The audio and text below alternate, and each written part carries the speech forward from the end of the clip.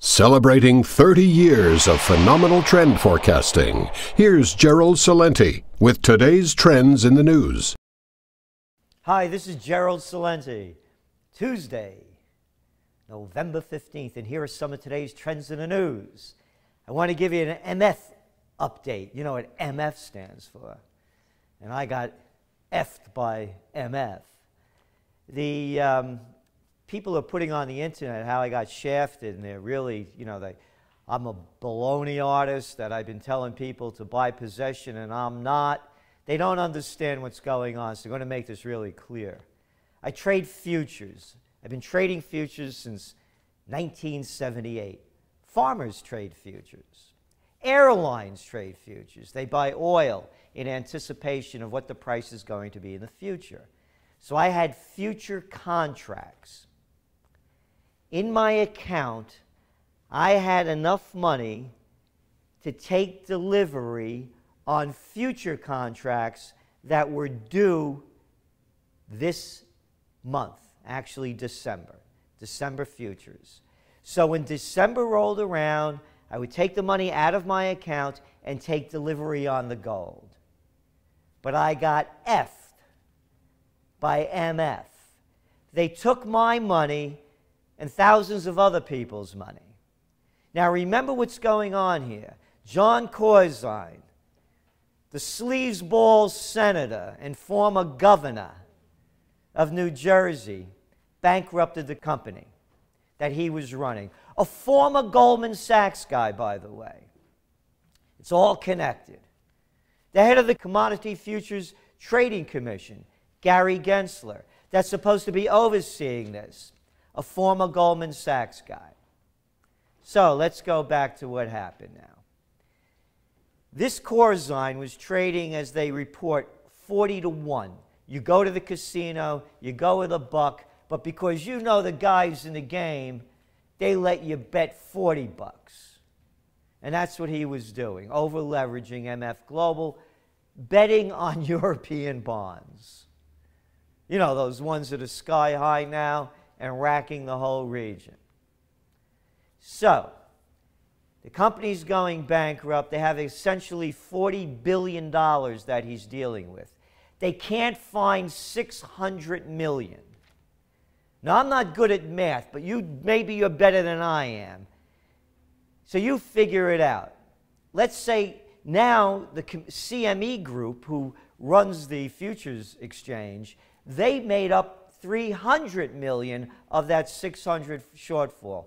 So now there's $300 million missing from $40 billion. Not a lot of dough. What? 1%? 0.5%? What is it? I mean, you do the math.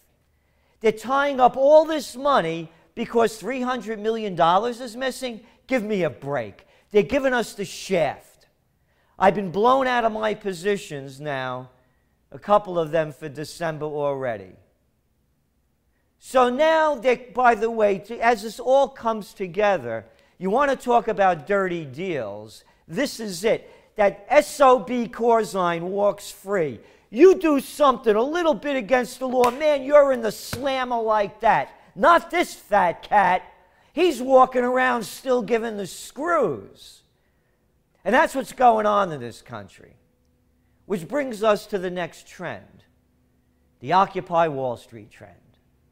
So now Mayor Bloomberg, the billionaire, you know, that guy who bought the elections and then changed the law so he could keep on running, so he get that little ego of his a little bigger. Yeah, he just cleared out 1,000 cops they sent to Zuccotti Park over there to clean out the protesters. You know why? Because of unsanitary conditions. You ever ride the New York subways? You want to see unsanitary conditions? I'll tell you where there's some unsanitary conditions. The pile of shit right down the block on Wall Street. Now there's some unsanitary conditions. That's where the Goldman Sachs gang hangs out. The Merrill Lynch mob. The J.P. Morgan Chase criminals.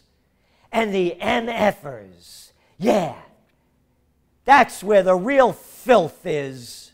This is democracy. Look at all those tough cops out there cleaning out the streets. Can't have any unsanitary conditions, not in filthy old New York City. It's a takeover. It's a global takeover. And the Goldman Sachs gang, they just moved into Italy. That's right. Berlusconi was, he was just forced out. You know who they brought in? Mario Monti. They call him Super Mario. We call him not Super Mario Monti, Three-Card Monty.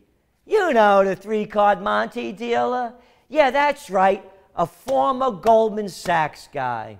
Son of a gun. How could that happen? Oh, also ahead of the Trilateral Commission. I'm not making this stuff up. Anybody that thinks it's not a conspiracy is right. It's not a conspiracy. It's a shaft. And they're giving it to us in broad daylight. Here's a picture of Mario. Look at that. Look at that guy, the saluting with the helmet on and all that regalia. What grown man would dress up in a costume like that, saluting Mario? You want to know where the money's being wasted? It's with clowns like this and all this red carpet treatment. And you know what they keep calling him? The New York Times, Financial Times, Wall Street Journal? A well-respected economist. Yeah, well-respected economist. Yeah, that's like a well-respected prostitute. They're all over the place. Ben Bernanke, another well-respected economist. So it's a takeover, folks.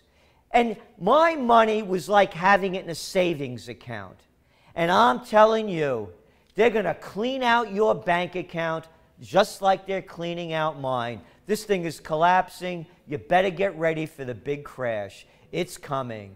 And it's going to wipe out a lot of people. They're even now talking about in Italy, if they can't get enough money, to start clearing out those bank accounts so they get enough money. And it's going to keep sweeping around because there's no salvaging this Ponzi scheme. The technocrats are now in power. Yeah, you know what a technocrat is?